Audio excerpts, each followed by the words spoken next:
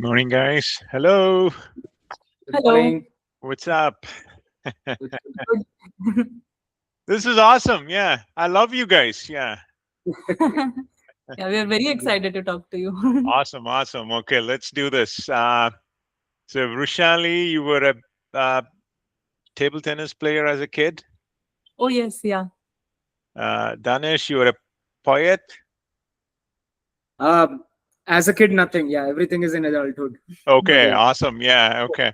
So, from Doggy paddle to English Channel.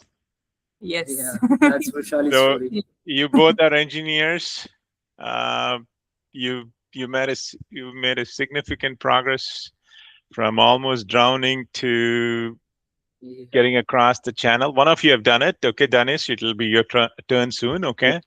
So Mhm. yeah, tell me about it. Yeah, like why?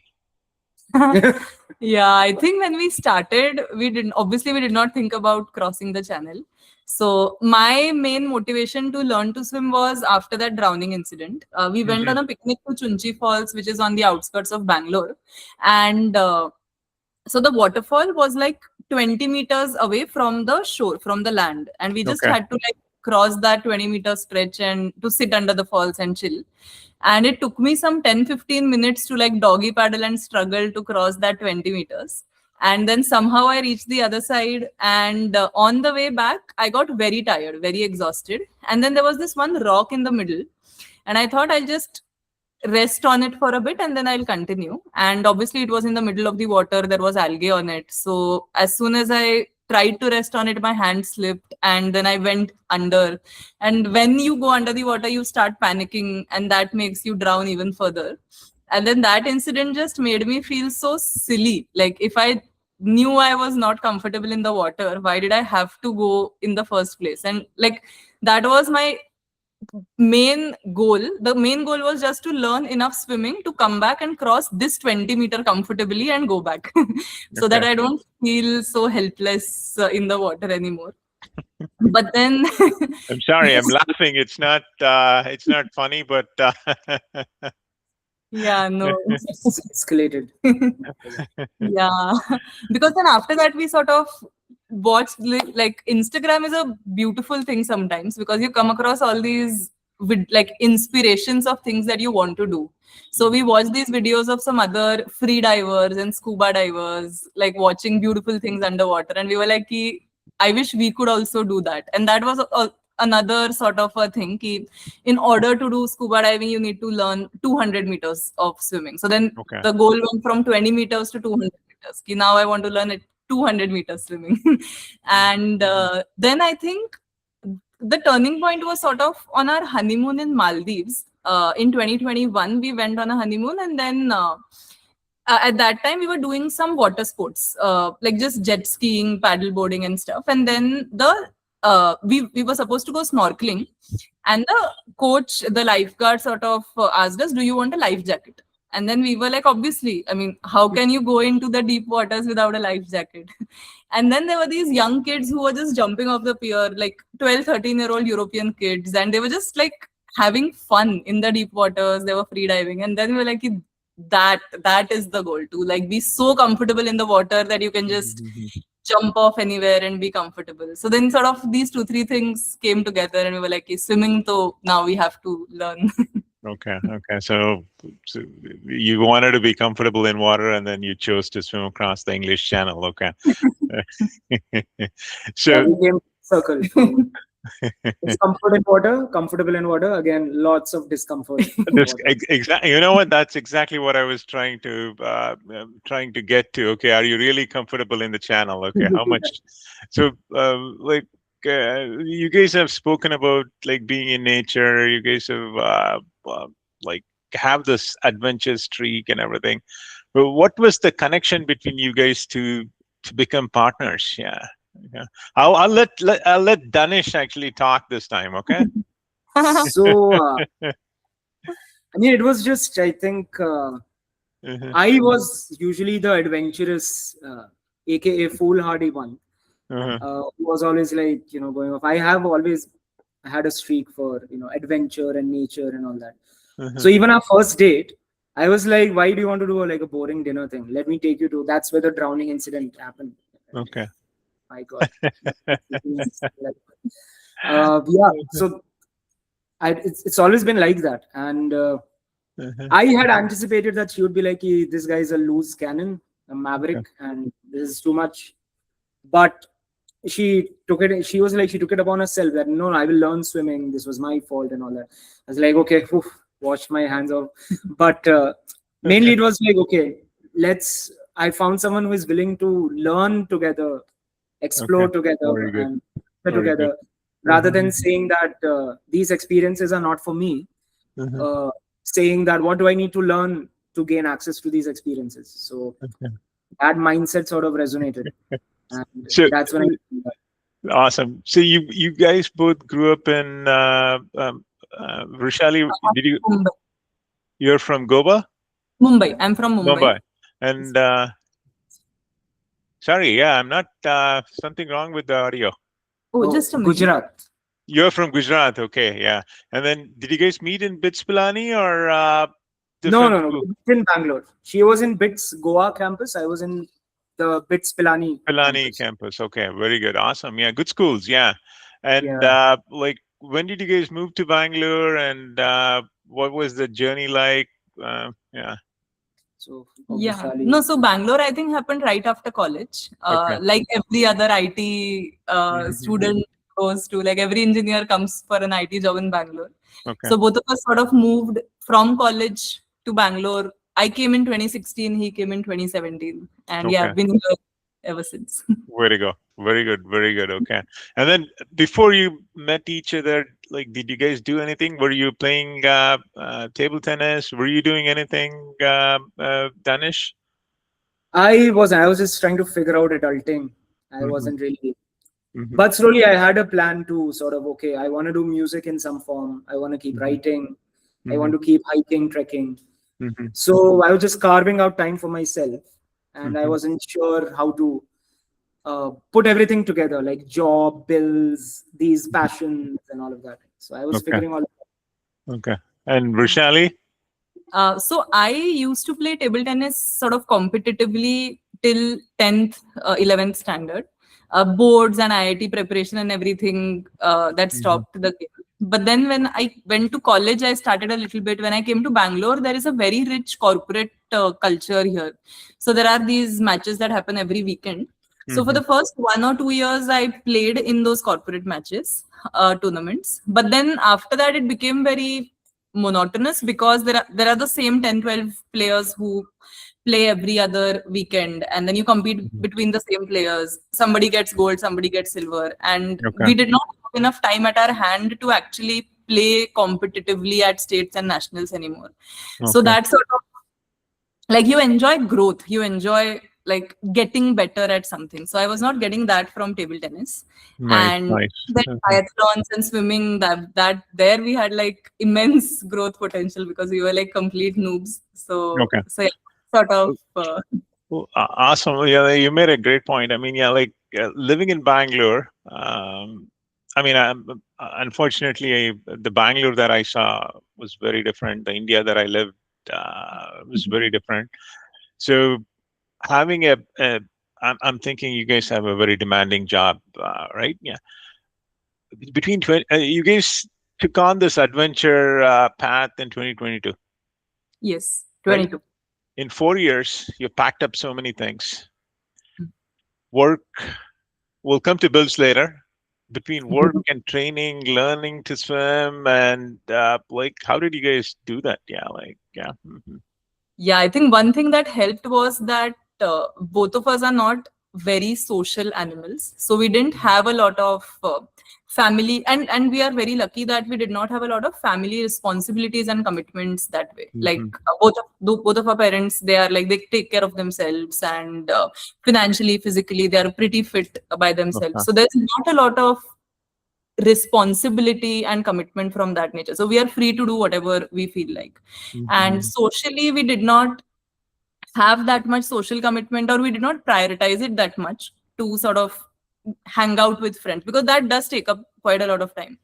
And Mhm. if you only give time to work, then it does not take that much time, honestly. I mean, even 10 hours of work gives you 8 hours of sleep, and then you still have quite some time at your hand. Very So good. that we were able to prioritize well. Time management and discipline, right? Yeah. Yeah, very And a important. little bit being anti-social, I guess. Yeah. No, in fact, that's partly true in my case. Yeah, I mean, yeah, I don't hang out with friends beyond 10 o'clock in the night because I have to swim first thing in the morning. Yeah, I mean, I have as much fun as everybody else, but I make sure, okay, yeah, because yeah, that's awesome. Yeah, like, do you guys live close to Baswanguri swimming pool, or how do you guys manage to commute in Bangalore? I know Bangalore has become a very complicated city. Yeah. How do you get to Yeah. the pool? Yeah. What is your training like? Yeah. So we live in Kormangla, Mm-hmm. and we are training in Kensington Pool in Ulsur. Ulsur. Okay. Oh, you Um, get to the other side of the city then, right? Ulsur is, where is Ulsur? our place is like 20 minutes. Yeah. 20 Not minutes. that. Okay. Okay. And Yeah. by the way, I also used to swim with Satish was a little kid when I was swimming. Oh, Yeah, I used to swim at Baswanguri. I'm originally from Mysore. okay. I swam with Coach Pradeep Kumar, and Satish was a little kid. He was a fantastic swimmer. I think when he was grade 10, I think he got recruited in one of the army divisions. Or yeah, I can't remember which one, but yeah, we've swam together, we've raced together, Oh, and then I went back to school. Uh, I wouldn't swim like the entire year. I would okay. swim. Uh, Only a couple of like one season and then come back to catch up on my exams. That's how I did it. But that's fun that you guys are hanging out with Satish. Okay, that's nice. Have you met Coach Pradeep Kumar? No, we've heard a lot about him. Yeah. Okay, very good. Yeah, good. And like, okay, I know you guys have done different things. Okay, you started with scuba diving, and then like what was the driver to do like adventure long distance swimming? Like, what was that like? Okay, I know, like, you told me about your story of, okay, survival 20 meters, you learn to swim, all those things, which is, but hey, I want to like push it to get across a body of water. What's the driver? What pleasure do you get? I know, I think one of you have completed an Ironman triathlon, right? Or both of you have completed it. Yeah. Ambitions. Okay, yeah. So I mean, all different sports, I can understand, but getting across a body of water, what was the driver for that? Okay, yeah. So I think it started with we started learning to swim from like a New Year resolution, so Jan 2022.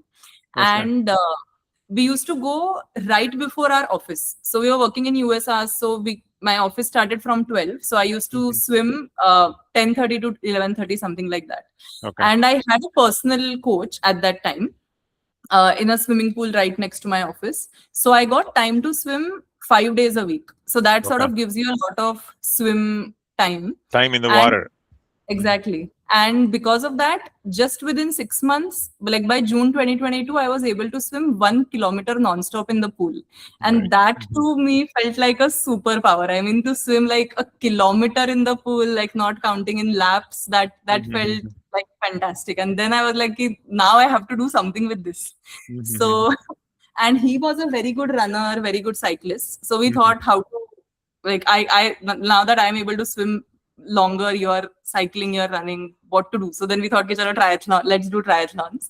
So that Okay. is how an Olympic triathlon in 2022. And over there, we saw these elder people, like double our age, who were doing a half Ironman. And I struggled to finish my Olympic triathlon because I did not have any background in running or cycling. And then I was like, these like double-aged people, 50-year-olds are doing a half Ironman, and like, how can we stop at Olympic?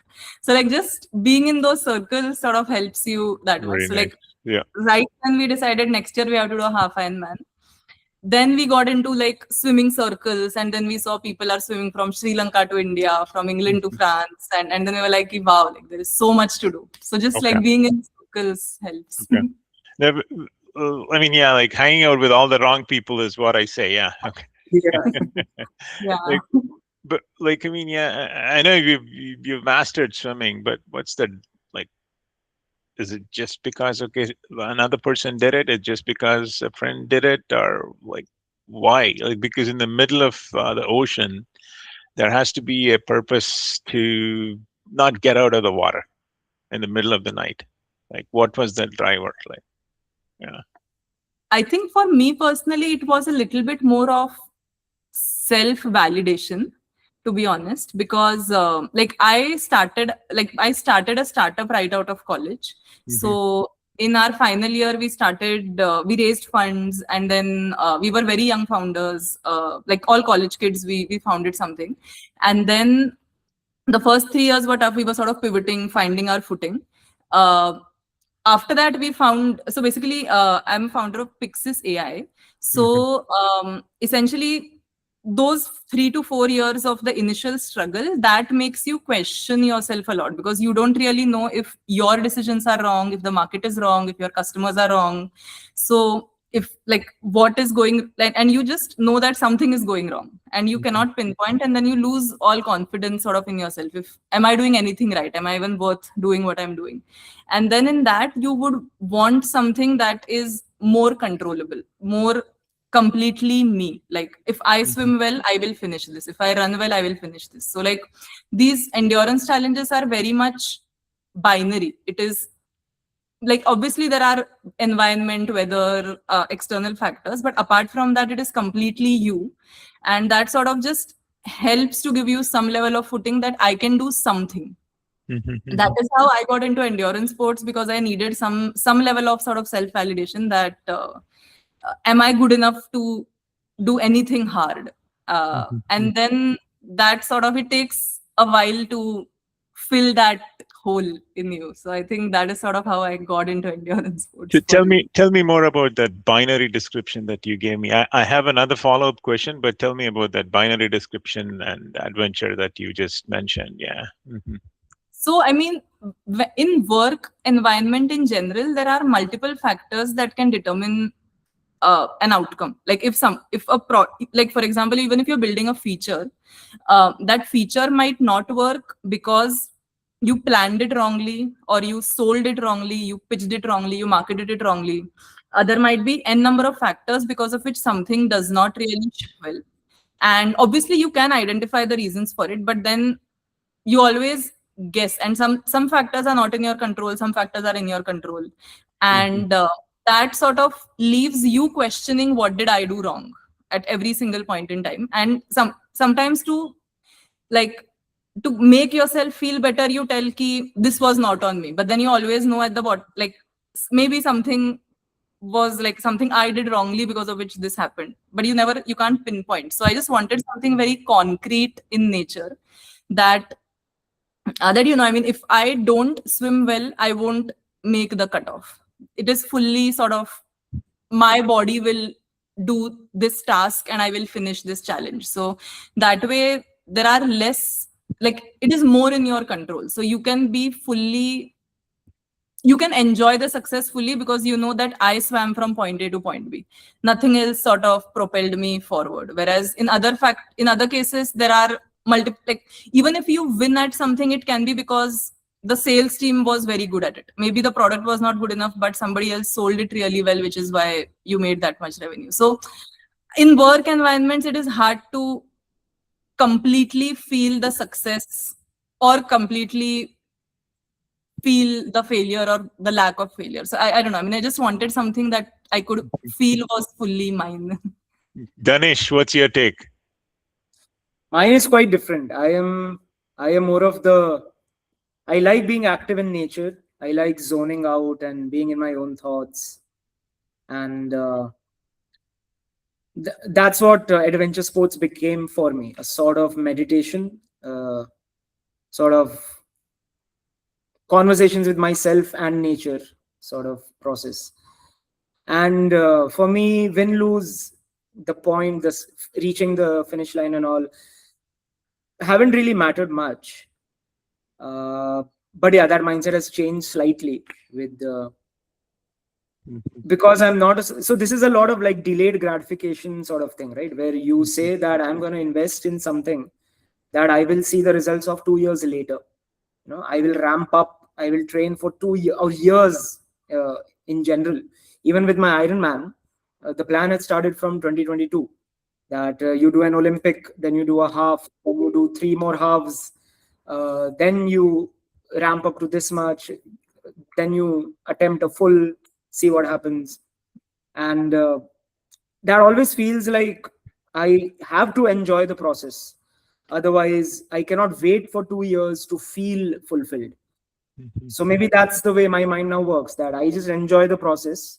My mind makes me enjoy the process so that I don't have to deal with the fact that I'm going to find out 2 years later whether all of this was worth it or not.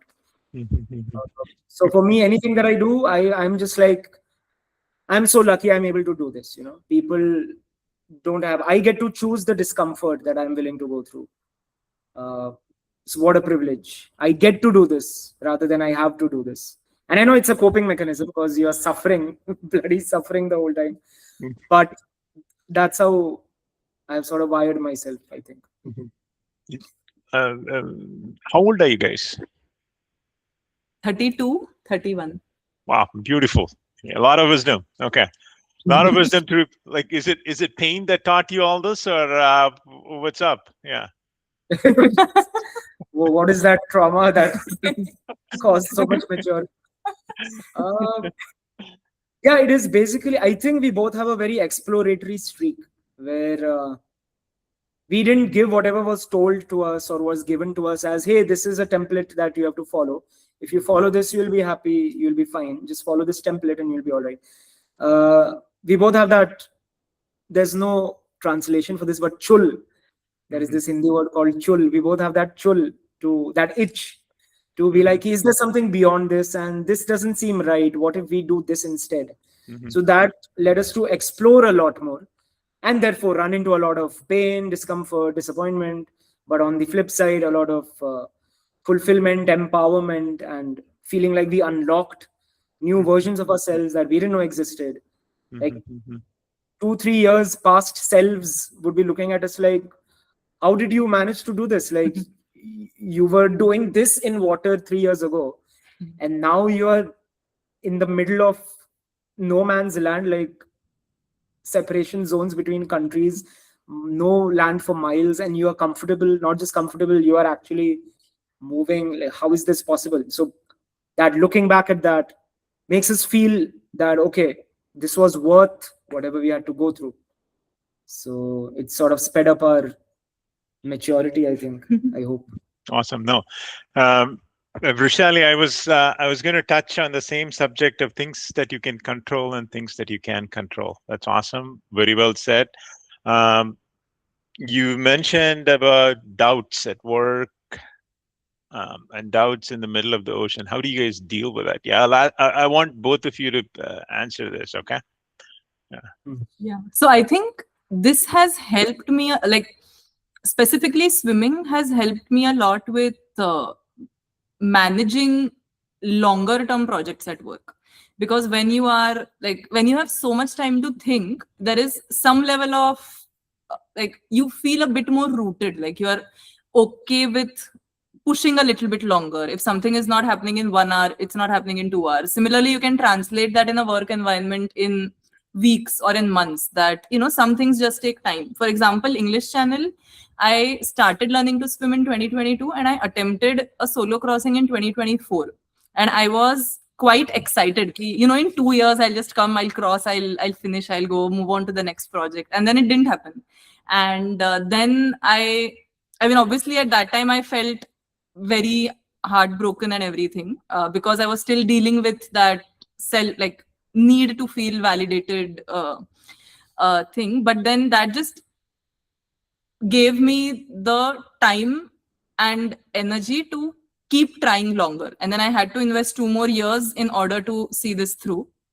And that sort of gives you some patience in other aspects of life as well. If something doesn't happen in a few months, it might take a year. You'll have to change your strategy. You'll have to think of what did not. Obviously, you'll have to re-strategize and change your action plan. But the patience sort of translates in work life, I think.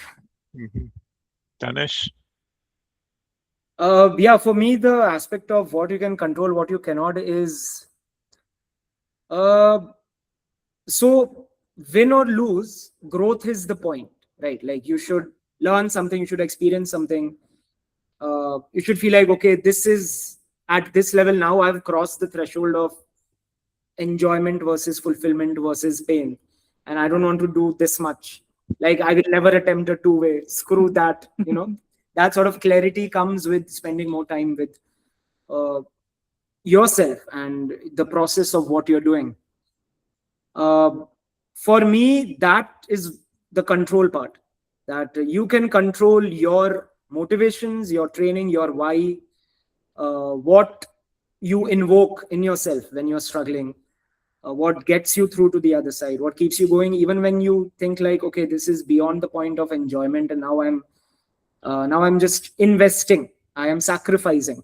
So what am I sacrificing for? And then you sort of find out the things you cannot control are like, it's like we are all just chess pieces on a board, and God can just like, nature is like, not today, phew, 30 miles per hour winds, done, your chance is gone, your slot is over, bye bye, apply again, maybe you'll get 1-2 years later, and suddenly all your plans are down the drain. So with being in nature, even now that we are thinking of doing mountaineering, random avalanche can just end everything. It happens. So acceptance of the things you cannot control, and knowing that as long as I am not the reason I fail, I am fulfilled by my efforts and by my motivations, and that is enough for me to keep going. Very good. Yeah. So it's like, I think when I was training for the channel long time ago, somebody told me eating an elephant, decomposing the entire thing. And then, like, as you It's said, a things you thing, can control, things you can't control, right? Yeah. Okay. Now that you've had some exposure to adventure, you've crossed one body of water. One of you have crossed the English Channel, and Danish, you're going back there. Vrushali and Danish, before you guys started this journey, and now that you're in the midst of it, what has changed from when you take on work? When like has anything changed? Like from the way you deal with life, the way you interact or position yourself at work, because work is important. You still need to pay bills, right? Okay, let's consider that. We will not ignore that. Okay. Yeah, I think for me, I found the confidence that I had lost earlier. So that has helped a lot. I mean, I don't take decisions from a position of insecurity or a position of needing to prove something in every conversation that I'm having, every meeting that I go into. So that way I feel I'm a lot more grounded and a lot more comfortable in my own skin. That, yeah, I got the confidence from doing hard things. Very good. Yeah. So for me, I have not had a stable career or even a stable genre of career. Like I started with software development, I left that, then I went into game design, little more creative field, left that. Now I'm doing something in music, which is completely, that bits degree could basically have been flushed down the drain, but the college experience, of course, was very, very character building. But yeah, engineering is now out of my life. But all of these adventure sports gave me the confidence that I can start something at any age. I can learn something new at any age. I don't have to have that fear that, hey, you learned engineering, now you're going to start from scratch in a completely unrelated field that'll put you behind so many years. What is the point, etc., etc. Those thoughts don't come to me. Because most of us have been brainwashed that, okay, you learned this degree, now you have this career path, you've been there 3-4 years, now you need to level up in this one ladder. If you fall off this ladder, that's it, you have to start from scratch, and then you fall back on timelines of EMIs and buying houses and family. So I'm like, jaane do bhai, never, don't think about it, just climb the ladder you want to climb. And if you reach a certain point and you feel like, okay, this was it, I don't think I want to go beyond this, fall off, try a new ladder. If your entire goal is just to keep climbing new ladders a little bit the way up, that's fine. You don't have to always become the CEO of anything, so You're that's given me CEO of yourself. yeah, exactly. So you start, it's given me the confidence to start anew in anything. That's Beautiful. basically Beautiful. so. Yeah. Um, you guys live in India, so I'm going to ask this question: how does family intervene India's between these wonderful lives? Like like how do you deal with that? Yeah. Yeah, no. So for me, I think it took me some time to get my family on board with the kind of life that I want to live. Because like multiple things, like for example, marrying Danish was a struggle in itself because we are both different religions. So that was sort of the first struggle. That itself sort of helped me get my family on board a lot, because that was sort of one big decision that they had to deal with, which was that she is going to live life on her own terms. She will take some Mhm. decisions and we might not be involved or even consulted in the decisions that she will be taking. So that way I think it helped. Even starting up was also a big struggle with family, because like take a stable job versus like with zero experience just starting a company, what are you going to, how are you going to deal with it? So I think that way I had sort of microdosed my family with rebellion over years. Mhm. But now they are very much on board. I think the main thing with family is they just want you to be safe, and the way they ensure it is by telling you to do things that they know how to manage. Like if Very you good. follow a path, they know that I have done this. This is safe. So if she follows this, this will also be safe.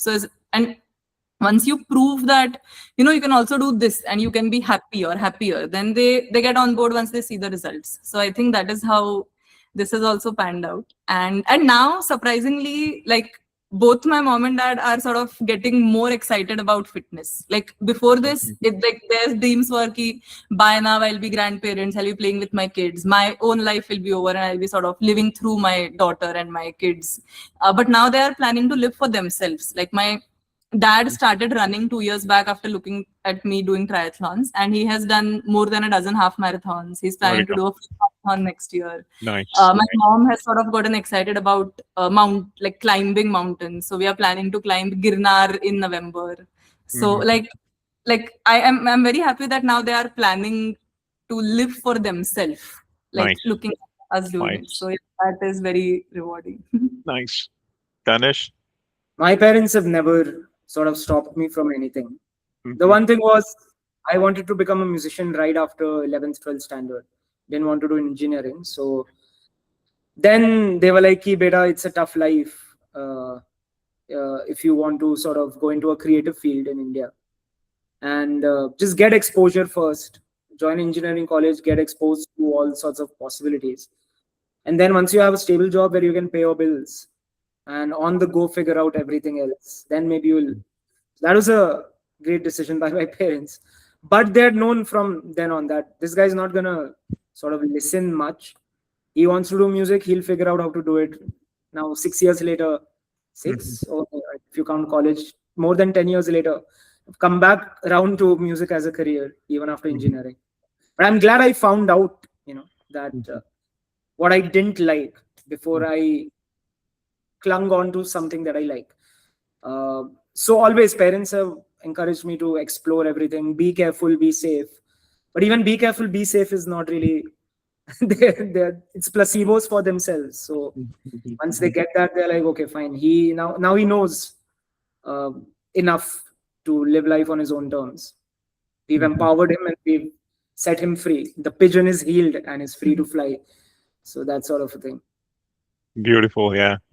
Mm. Um, what was your first long distance swim? Yeah. Apart from the Pack Straight. Yeah. Did you do anything? We did a 10K swimathon in Kochi. That was our Kochi. first. Okay. Mhm. How was it? And Mine aborted. Mine was aborted after oh yeah, 1 hour. I had covered hardly 1.5 kilometers after 1 hour, so didn't make the cutoff. Okay. yeah. And I did my 10 kilometers in 6. 6 hours 45 minutes. Mhm. That was I think 23 or 24. 23 I think. Mhm. And 22. and like I remember them like shutting down shutting the... everything down. Like the tables were gone, like everything was done. Like I came out and just somebody was like, there was one person standing there to hand me out the medal, and that's it. And it feels good because like one, I finished it whatever time it took, and then like within a year's time, I was able to do the same distance in under 5 hours. So like There I you go. think growth gives that validation. Like wherever you are, if you feel that you are improving and progressing month on month, year on year, that gives a lot of joy. Awesome, awesome. Yeah. You guys talk a lot about nature. What does nature mean to you guys? It's mainly for me, I think. I I don't know. I don't know where those neurons sort of connected, but maybe it was my parents. My parents are also very interested in nature, and that's been the one constant ever since childhood. No sports, nothing, but always nature has been there. Parents used to take me. I grew up in Bhavnagar, so they would take me.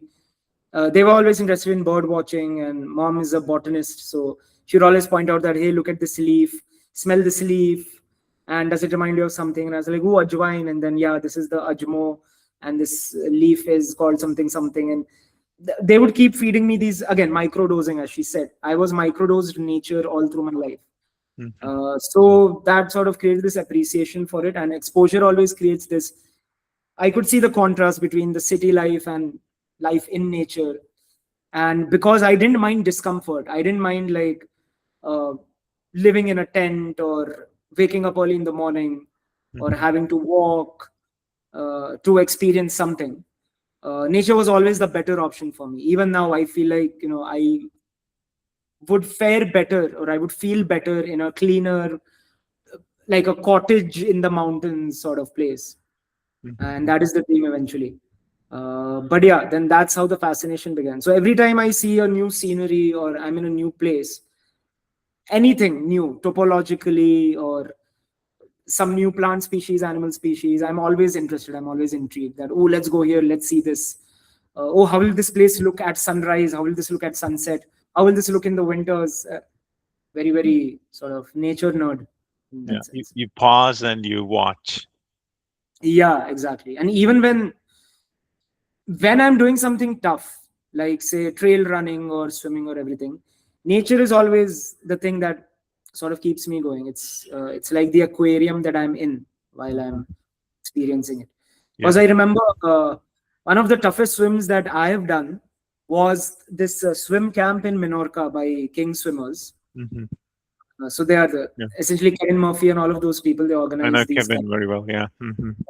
So we went to Minorca, and that was brutal because cold water for the very first time, outside of the 10-minute, 15-minute ice baths that we did. With no idea, we would just sit in the ice bath and we would think, oh, it's actually comfortable. With no idea, our body had built like a thermal layer around. And here we were swimming in cold waters, and it was brutal. Like that was the worst swim of my life. But that was how I got acclimatized enough to even attempt a solo of the English Channel. So I remember some 14, 15-degree waters, and I was shivering while swimming because at that time I wasn't even very fast, still not very fast, but at that time my body wasn't producing enough heat. So I wasn't kicking, my legs were just shivering. So the only thing that kept me going was the clear blue waters and the coral reefs and fish life below me that I could see the whole time. That was the only reason I lasted like 1.5 and 2 hours, the qualifiers that we did. CSA, CSA, 3-day qualifiers. So nature has saved my life in many ways. Vrushali, what does, yeah. I know No, Danish I said, think okay, nature doesn't mean anything to you, but tell me, what do you, yeah, I'm sure it means something. Yeah. actually for me, I just enjoy pursuit of a project. Like I enjoy growth, and that it doesn't matter if it is in like a very small 10 by 10 cabin where it's only me and my laptop and I'm building something, and then I see feature after feature being built, something useful getting out of it. That also gives me an equal amount of joy as would finishing, like building a good product will give me the same level of joy as would finishing an English channel or doing an Ironman would.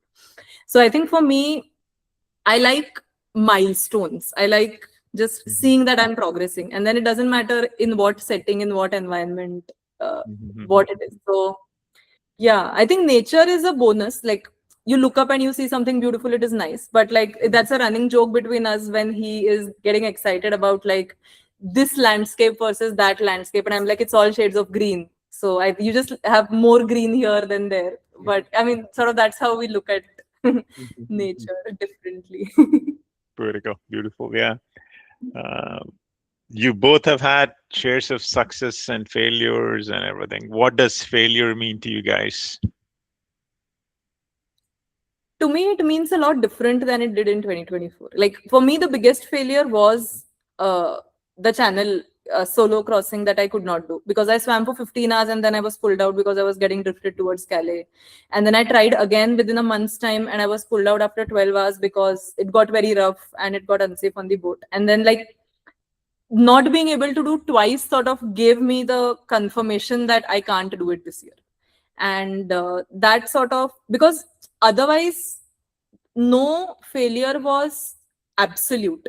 Like uh, I mean, for example, I tried for IIT JEE, but then I got into BITS, which was sort of an equally good college. And in our startups, we during the first 2-3 years we launched something, it did not work, but we pivoted, and then we launched Pixis, and then it did scale. So none of the failures were absolute in nature.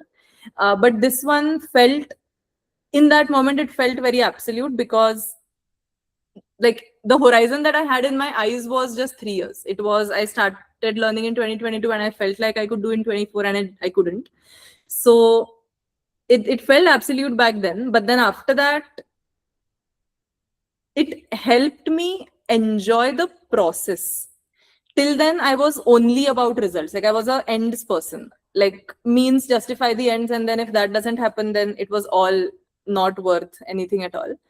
So after that, I started actually enjoying the little milestones. The like, and also I did not make my entire life about one thing. Like in 24, I think because it was a very huge goal for me, and I sort of jumped into it. I think I half-assed it in some way because I was still learning the stroke, I was still getting the speed, a lot of things. So I had to make my entire life about it for those 8 to 10 months because there was no way I could even swim for 15 hours otherwise. And then when you do that and then it doesn't work out, it hurts more. But then after that, I started to enjoy life in general. I enjoyed strength training. I got into the swim life community, so I had like a group of people. So the swim sessions also became more fun. I did not give up on other things because I was doing this one thing. So that way, I think that one experience sort of taught me to not look at any one single thing as the absolute determinant of your joy. I think now I've started to optimize for joy and fulfillment than for material outputs of things. Danish. For me now, failure has just become part of the script. Like I don't look at it as a setback. I look at it as, oh, okay, this was what was supposed to happen in this chapter. Okay, fine. Like it was like, I mean, I don't believe in destiny or something, but I do believe that you are sometimes not in control of how your life is going to turn out. And sometimes you realize that, oh, okay, so this was what was wrong with my approach. That is why this didn't happen. So I guess now the script calls for me relearning this, reevaluating this, fixing this, and then coming back. So that was supposed to happen, sort of a thing. Which is why now failure has become like, you do feel sad momentarily, but then feeling sad is also part of the script. So you go through it, sort of start looking at it from a third person POV and rationalizing it out. But yeah, again, once you decide that this is what you want to do and this is the kind of life you want to live, failure doesn't sort of stop you. Like the frog that, jumps 3 steps up outside the well and then slips 2 steps down. The frog has decided they will keep jumping until they get out of the well. So they just know now that, okay, if I'm going to slip 2 steps back, I just have to jump 3 steps forward. That's all. So it's part of the algorithm that you will have your share of failure, and that is what catalyzes your growth. So yeah, time for growth. that sort of There rationalization. you go. For me, the failure is the best thing that has happened. I've failed several times in several stages, in several adventures, work, education. That's what taught me. Like when we finished something, it was like didn't mean much, but when, yeah, right, yeah. So that was, yeah. I think I wanted to ask this question earlier. Quickly, tell me about your parents. Like, because you both are such interesting personalities. Like, yeah. How do you define your parents? Yeah, I know they have changed a lot, but yeah.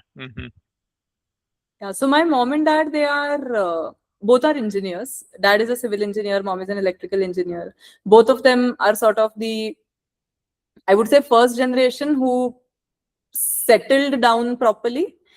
Because before them they were living in chawls in Mumbai. So that way they were sort of the people who, they are sort of the anchors of the family. Like they have been taken care of their next generation, now they're taking care of the previous generation. So that way they have a lot of sort of responsibility on them to, and because they were the ones who settled down, I had the freedom to actually do my own thing. um so yeah, I think that way. But then with that thing also comes a lot of responsibility and a little bit of uh fear of, because they have very recently found stability, so they want that stability to continue. So that way my dad is quite uh, restrictive in nature in terms of what you should do and what you shouldn't do.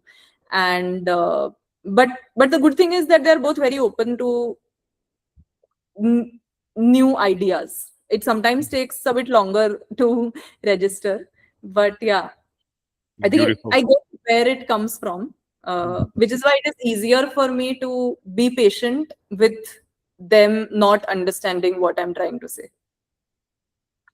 Danish. My father is the super rational, steady rock person, and he's always been a science guy. He's always been the curiosity guy. So I guess that curiosity has come in me. He's a scientist. He's a chemist actually, specializing in like chirals and catalysis and all that. Uh, and yeah, always a curious, inquisitive sort of person, scientific bent of mind, academic bent of mind, and he's very interested in poetry and music as well. Not himself a musician, but he writes sometimes a few couplets here and there. So the love for the arts has also come from there.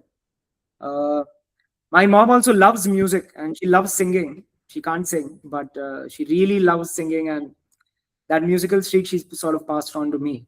Interest in music, and she's the crazy artist sort of person. Like she jumps from projects to projects, and she's very spiritual. She's always trying to explore new thoughts, schools of philosophy, and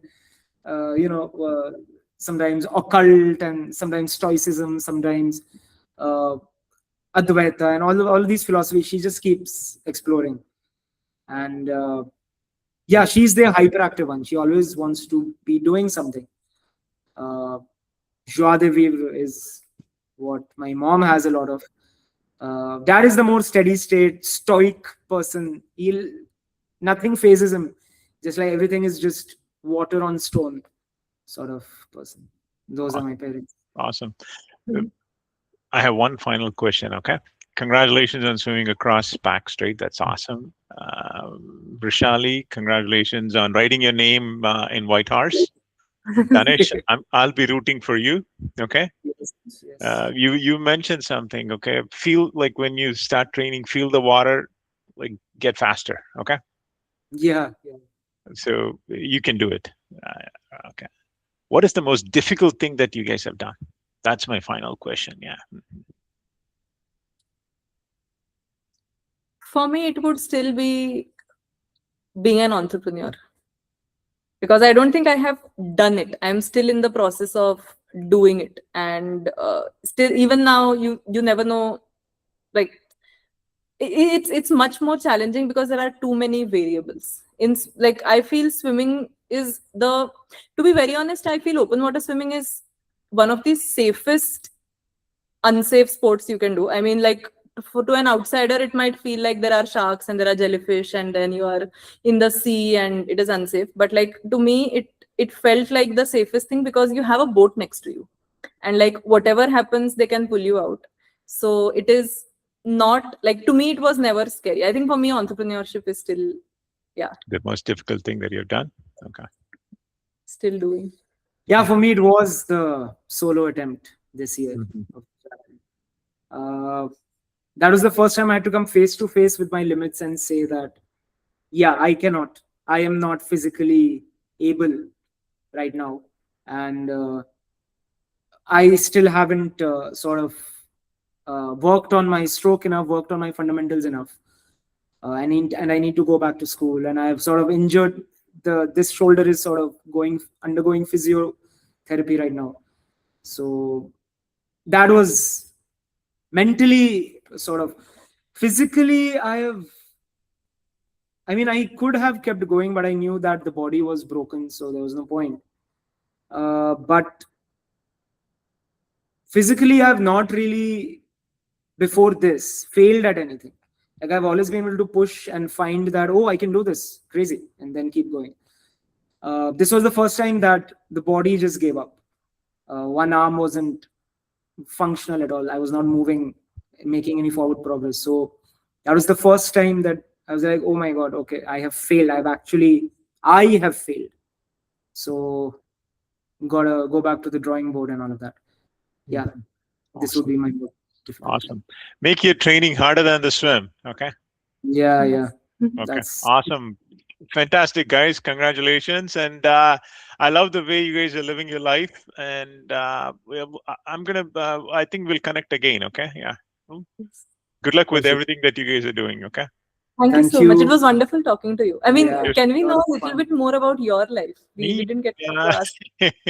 Yeah. Y- I've my parents actually live in Mysore. I live in Canada, very close to Lake Ontario. I'm about 800 meters from the lake. Yeah. Oh, Oh, wow. wow. And I studied in Mysore. I swam. I started to swim after grade 10 Okay. Oh, in Mysore. Okay. And then I swam in Mysore. One thing led to another. Coach over there. Because when I was growing up, between grade 10 and I think you guys actually went through grade 11 and 12, but we went through something called pre-university. uh-huh. Right? Yeah. Yeah. So there used to be about 2 or 3 months gap transition between. So I had nothing else to do. I was very close to the pool. So I started swimming, and it used to be 15 paise per session. Do you remember those? Okay. Yeah. And then the coach there saw me in the pool every morning or every day, and then said, "Hey, you want to join Mysore District Swimming Association?" Okay. And you know what the benefit was? It was free. Oh, wow. I didn't have to pay the 15 paisa. So one thing led to another, and then I was reasonably okay. Yeah, I'm not one of the greatest swimmers. I think what I mentioned was I would only swim like half the season. I wouldn't swim the entire season because I had to get back to school again. Yeah, my parents enforced that, okay, school is important, right? Yeah, so we did that. Yeah, hold on a second. I'm going to stop recording and then we'll talk about this. I want this to be about you. Okay. Yeah. How do I do this? We can also stop. Nahi, nahi. There you go. I got it. Yeah. Mhm.